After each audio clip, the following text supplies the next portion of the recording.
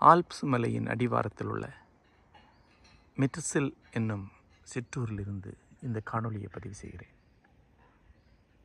Alps மலை ஆண்டில் பல மாதங்கள் பனிமூடி கிடக்கும். அப்போது பனிச்சறுக்குக்கான ஒரு மலைவாச ஸ்தலம் இது வசந்த காலம்.